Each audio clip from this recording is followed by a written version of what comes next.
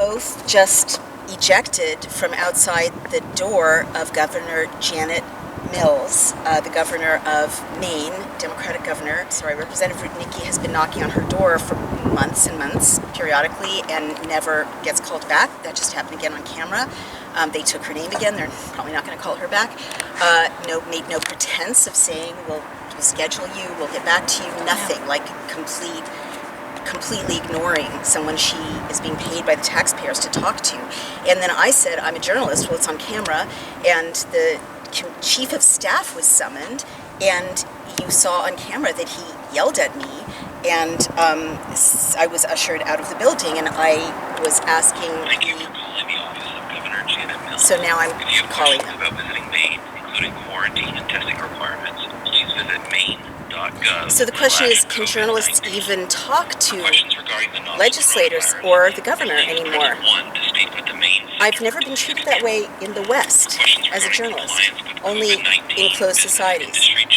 This is why people get frustrated. Of course. Programs or other constituents leave a message or suggestion for Governor Mills. Yeah. Please press 4. Okay. I've never been treated that way in the United States as a journalist. Ever. Not by anyone. My party, the other party, not by anyone. Hi, this is Dr. Naomi Wolf. I was in your office, outside your office a moment ago. I gather the chief of staff told me to go away.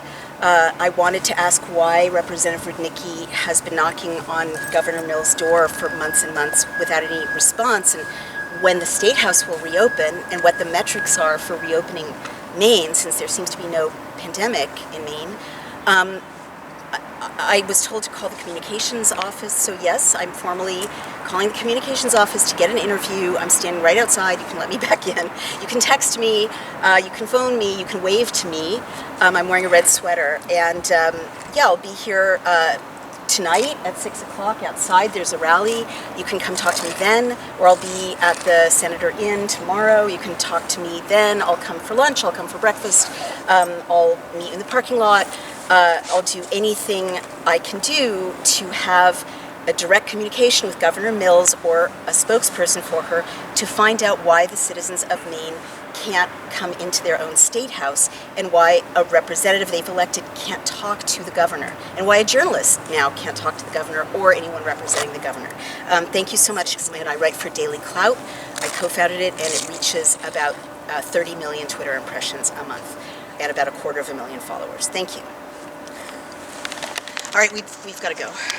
So I was asking Representative Rudnicki how her right to have medical privacy doesn't trump their insisting that she wear a mask, because I guess they sicked the media on her when she didn't wear a mask, of all the important things to do in Maine right now. And she said that they are going after businesses and putting pressure on businesses to demand masks, which businesses have a right to do, and they're threatening to pull their licenses if they don't. So a lot of businesses, whether it's a restaurant and their liquor licenses, if they're restaurant, they're basically sicking the Health and Human Services or whoever is their licensing board to these businesses. I don't know if you've heard of the Sunday River Brewing Company in Maine. It's out.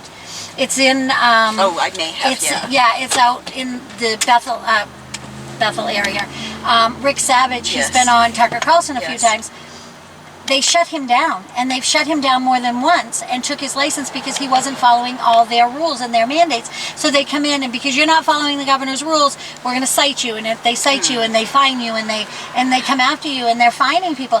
And if you have a business that works under any type of licensing, you have to worry about that, because they can pull your license, which in effect shuts you down. What do you I've told you all last night what I thought was driving some of this craziness. What do you think the reason is that such an unpopular policy would be enforced on the people of Maine at this point for no medical reason? Control. That's the only thing, is control. And because right now, the governor has complete control over this state. Everything. She has control over the laws that are being passed because of her party's in control. So they can pass all these laws without having any input from the general public on anything. Wow. Got it. But how do the masks help them? It's a control thing. So you think they're just It's just a way to way to show, right, to show that we have. You're not saying they're power. demonstrating control. You're saying they're using the masks to make people comply with Right. them. Gotcha. Everything's about complying, and Oh my God. you know, And to make people I'm afraid not of them. one that complies, which is why they know better than to. I mean, the fact I'm still myself appalled at how that went down. The fact that we couldn't even walk to the governor's office and knock on the door. That is so, as an American, the fact that the door wasn't opened, I wasn't allowed inside to talk to a secretary to say, I'm a journalist, I have not I been have allowed. questions. That, I mean, the fact that we were made to stand outside in the hallway, I mean, I get if there was a security problem or something, but how rudely we were treated. I've How been treated rudely. like that or worse since I started knocking on their door. If somebody does come out and talk to me, now not everybody treats me like Jeremy Kennedy treated you. Okay, I've had some interaction with some of her security personnel. But she's and they've never been called great. you back. She's never called me back, and she actually said in her speech once we were sworn in.